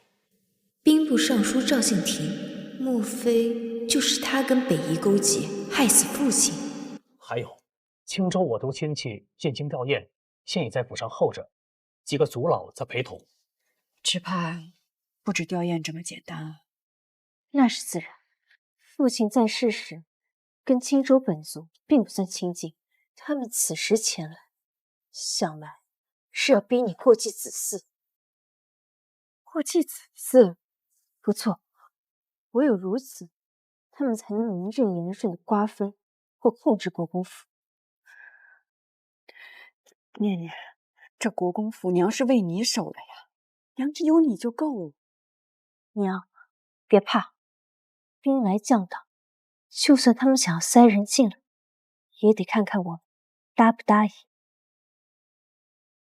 走，去会会他们。走。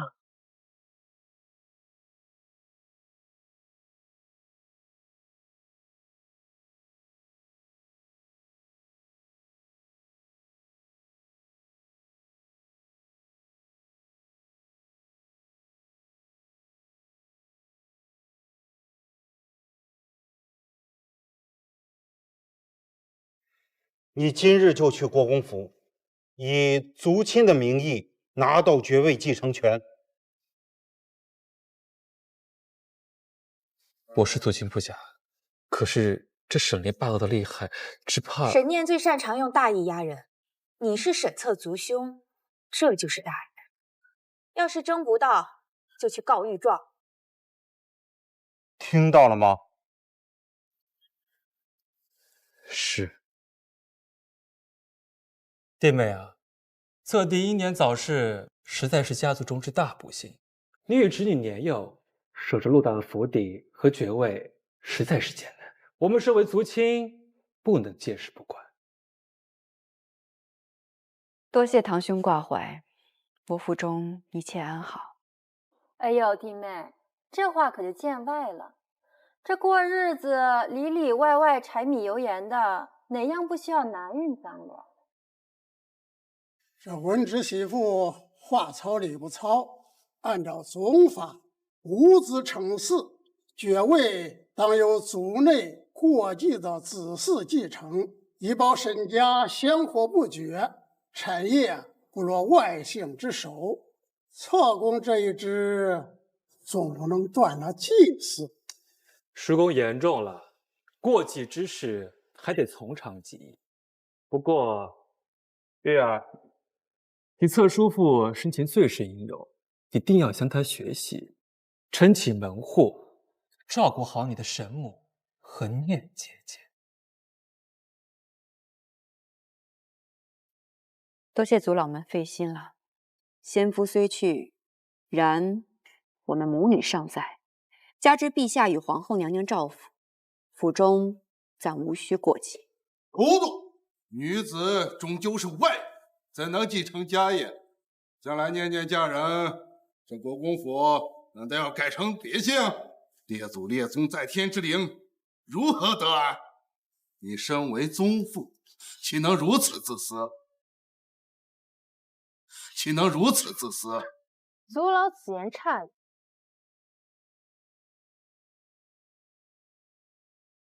按照我朝历法，并未规定女子不能继承家业，更何况陛下已经封了我母亲为一品镇国夫人，执掌国公府，名正言顺。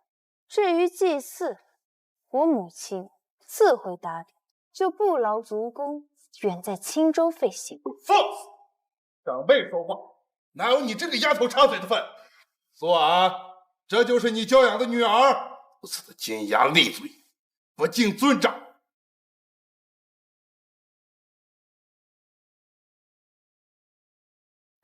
神母，姐姐，玉儿虽年幼无知，但也知礼义，不敢奢望继承家业，只求能留在京中，替侧伯伯尽一份孝心，侍奉伯母，也好光耀沈家的门楣。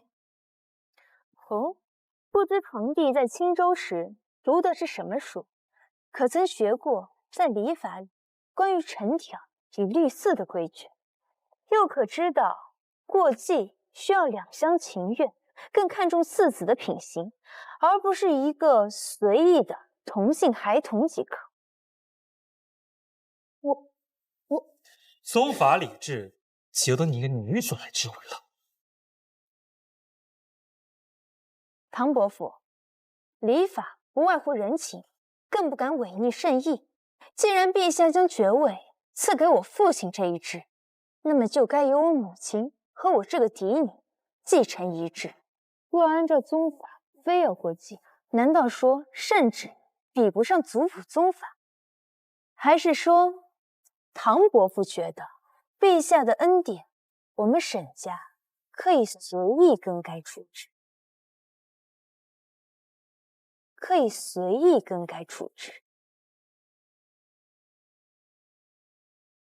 哈哈哈哈！沈丫头误会了，我等绝非此意，是为你们的长远考虑。长远考虑？我父亲尸骨未寒，灵堂犹在，若为族亲不思考着如何告慰我父亲的在天之灵，反而齐聚在此，逼迫我母女讨论过继分产，这便是族亲的帮衬，这便是沈氏宗族的情谊。竟敢这般质问本族长辈！话到如此，我便挑明指引：你们想要趁火打劫，便是选错了地方。国公府的一草一木都是我和我娘的，你们休想要染指半府。好一个尖酸刻薄的丫头！既然你如此不识趣，明天我等就去找陛下告状，看你能不能做得了这继承人。届时我会带玉儿前往，到全京城看看我们沈家后继有人。我们走。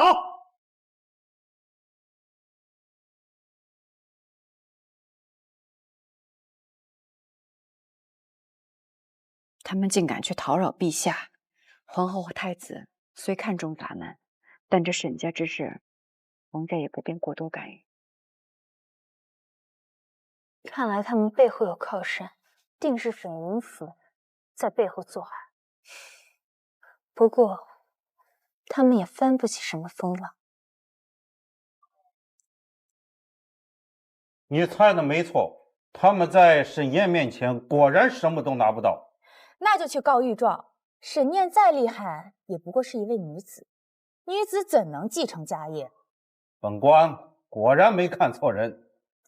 我帮大人拿到国公府家业，也是在帮自己。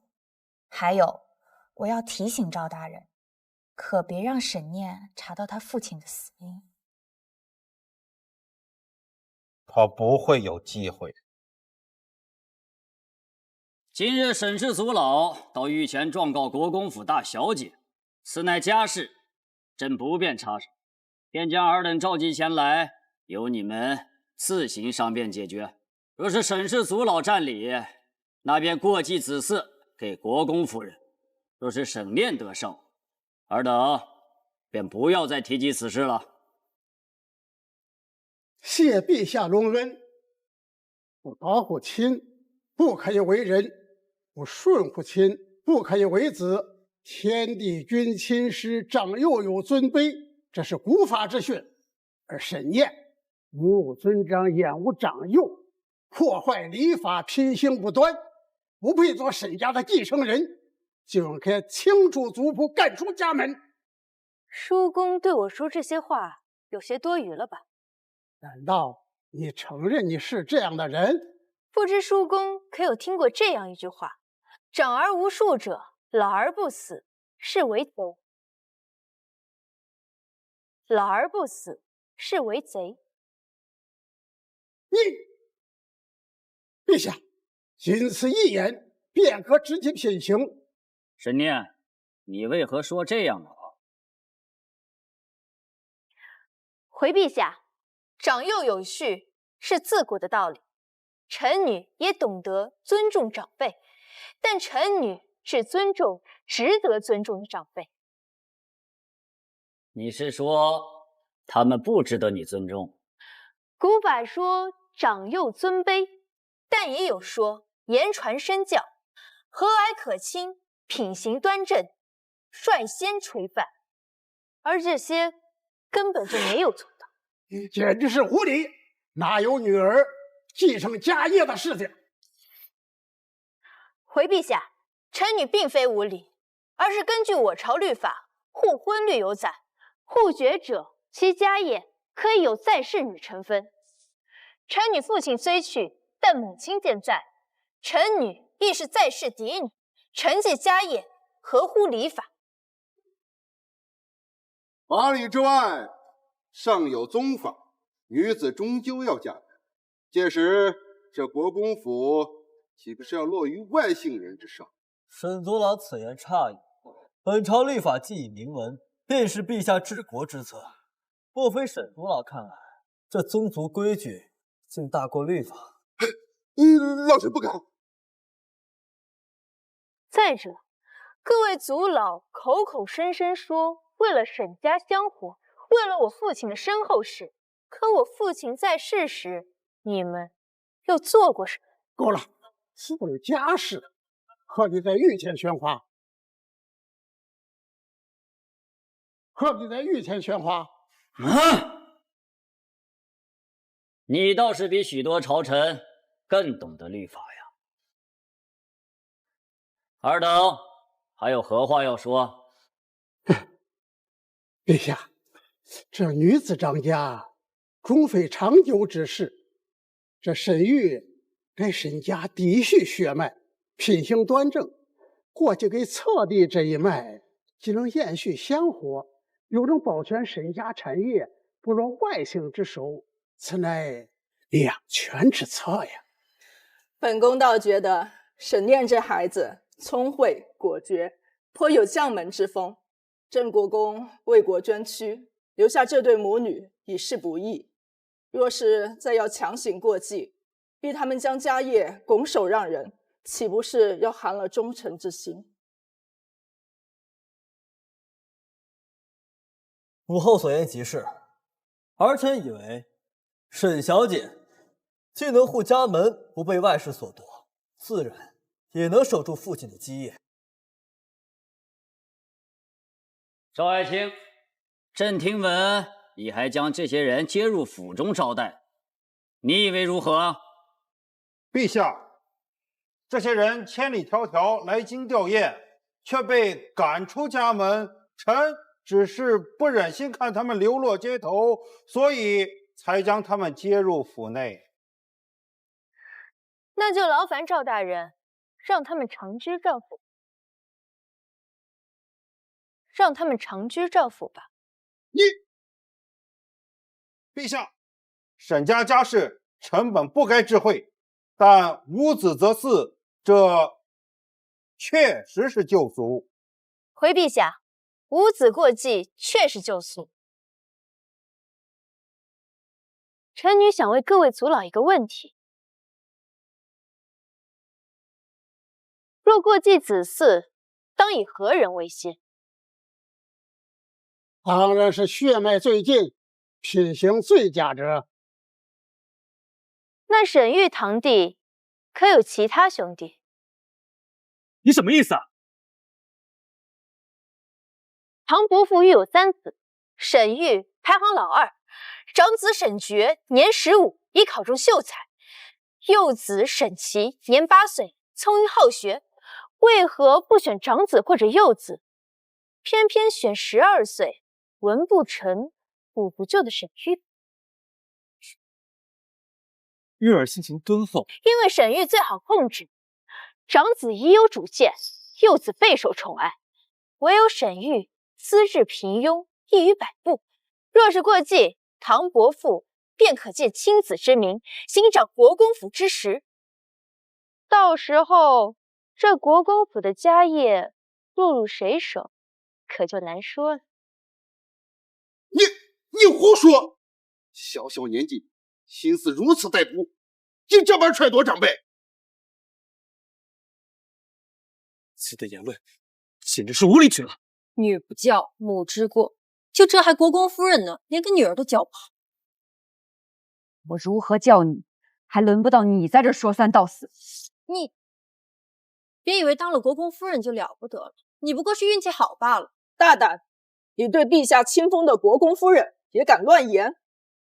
启禀皇后娘娘，我只是……你说苏夫人运气好，意思是沈策就该战死吗？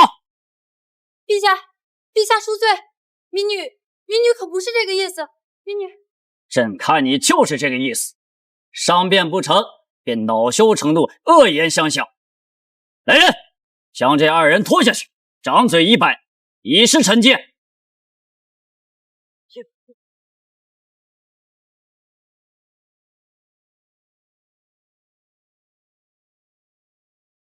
陛下，臣女并非贪恋家业，而是这爵位是父亲用命换来的，这家业也是母亲用嫁妆成来的，绝不能落入此等用心。好，朕便准你所请。镇国公爵位由苏婉暂代掌管，待沈殿出阁，再行承袭。臣女谢陛下。钦州沈氏本族不得再以过继为由滋扰国公府，若有违者，以抗旨论处。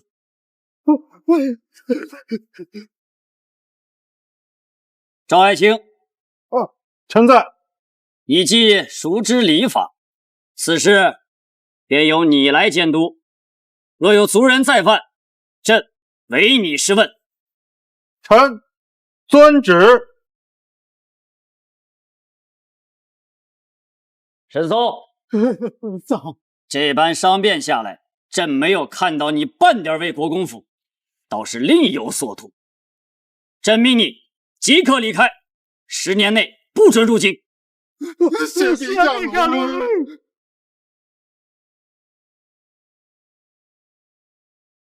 朕今日设下宫宴，本意是为太子挑选女官。现在闲杂人等离开，宫宴便开始吧。沈念，你也入列吧。谢陛下。陛下，臣知您为太子挑选女官，臣刚巧收了一名义女，才情卓著，容貌俱佳。哦，义女？朕倒是好奇，你收了个怎么样的义女？选上来吧。宣赵大人义女赵云福进殿。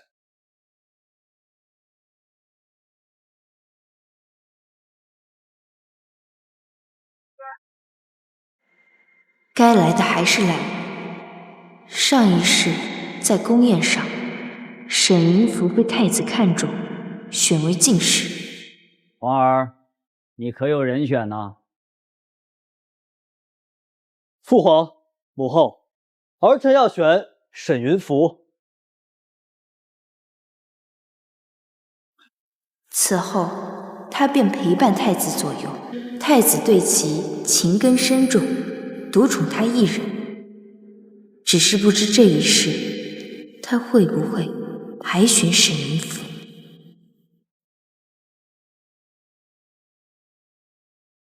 他不是改沈姓为赵姓，摇身一变变成赵氏嫡女。叩见陛下，可真有手段。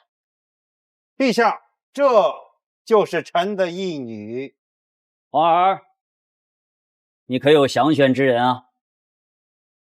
有赵大人举荐，太子未必不会选我。父皇、母后，儿天之女官，当德才兼备，聪慧兼益。今日儿臣见沈小姐应对家族之乱，护家门之志，可谓是真才情。儿臣使意，请父皇请沈念小姐为女官，随侍东宫切磋技艺。为什么？陛下为什么不选我？沈念，太子之意，你可愿意啊？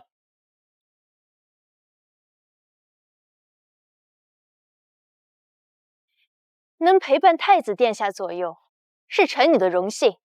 臣女定当尽心竭力。好，那便如此定下。沈念即日起为太子女官，可自由出入东宫。臣女谢陛下恩典。陛下，臣女还有一事上报。准奏。臣女在整理父亲遗物时，发现了几封密函，信中写道：朝中有人与北夷勾结，臣女父亲战死，许是与之有关，还请陛下明察。还有这种事儿？那几封书信现在就在家中书府中，臣女还发现了些线索，明日便进宫呈给陛下。好，那明日朕便等你的证据。若是属实，朕定不轻饶。是。该死！非但没有压住沈念，反而让她成了太子府女官，大出风头。沈念已经请奏陛下去查他父亲死因，还说掌握了实证。如果他明日真递交陛下，那就完了。坚决不能让他递交证据。那就只有一个办法，先下手为强。你的意思是？沈策战死，国公府只剩孤女寡母，今晚直接派人入府除掉沈念。只要他一死，苏婉一个寡妇不足为虑。国公府还是迟早能想法子弄到手。你是非要除掉沈念啊？我是想除掉沈念，但也是为了大人。是坐以待毙，等沈念明日递交罪证，还是先下手为强？大人自己选择。哼，本官乃是兵部尚书，岂能没有你一个女子果断？今晚我就派人进国公府，永除后患。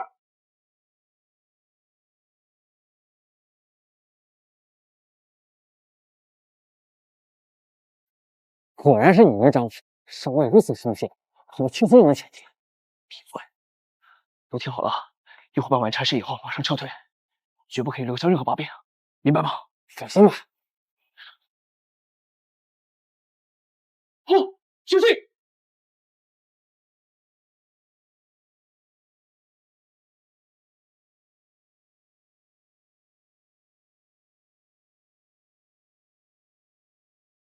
大内侍卫，不好出计了，快！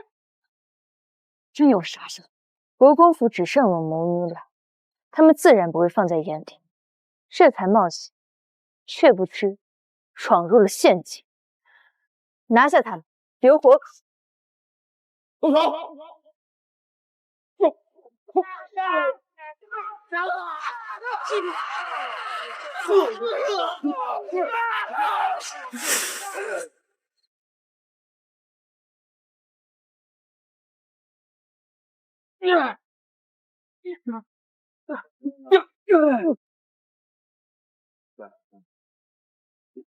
说，是谁派你们来的？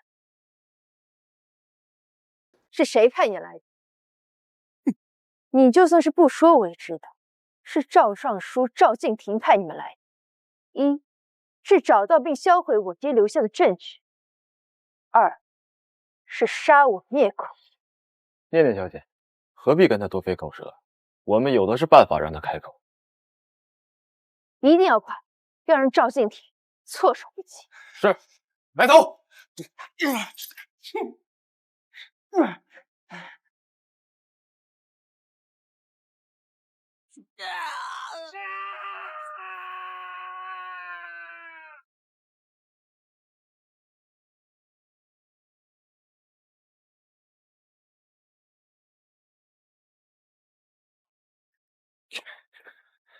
那几个活的都招了，是赵敬亭派来的。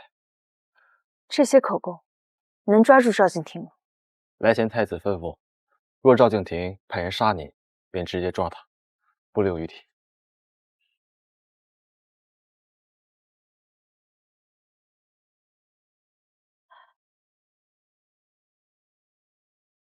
也不知道尝试了没。我派出的可是精锐死士，国公府的那帮守卫根本拦不住他。那就坐等好消息。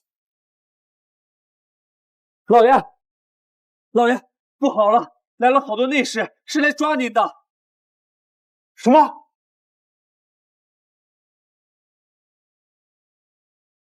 你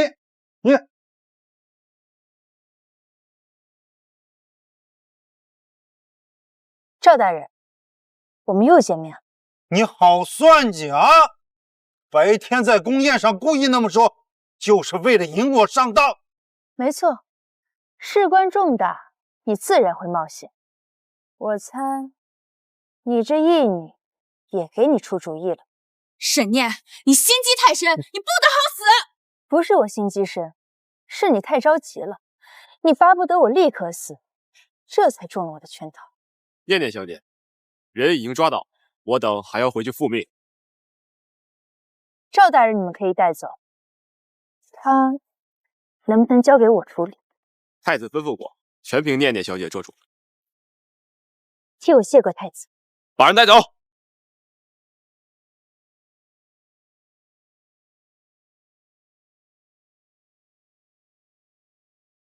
你想干什么？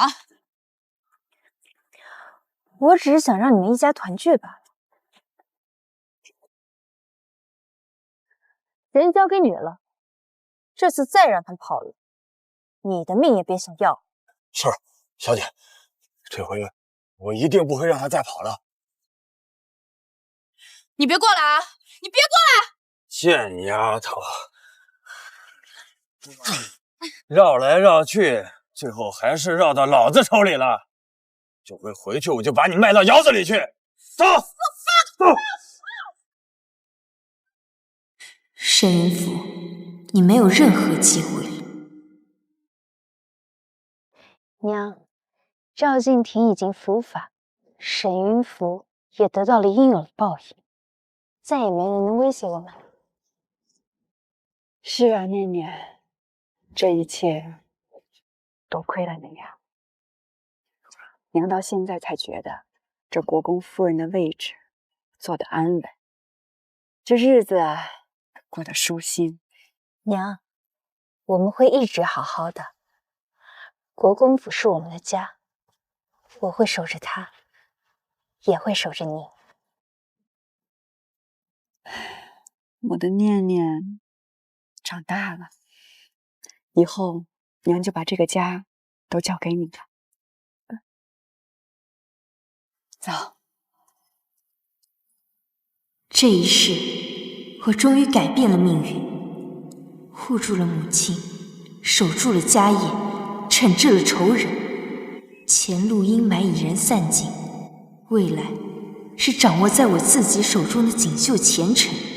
属于我沈念的人生才刚刚开始，只是还有一件事我要弄清楚。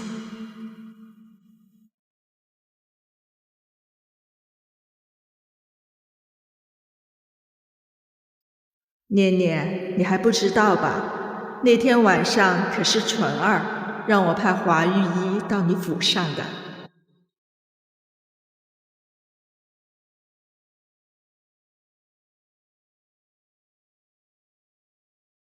我有件事情想请殿下帮忙。何事？我想请殿下派几位侍卫到国公府。好。殿下不问缘由吗？我知道你要做什么，自然不需要。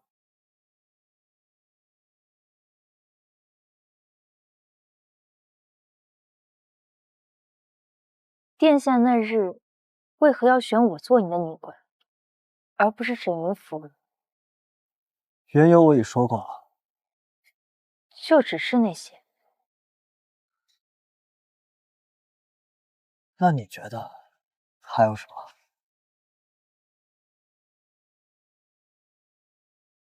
你也重生了。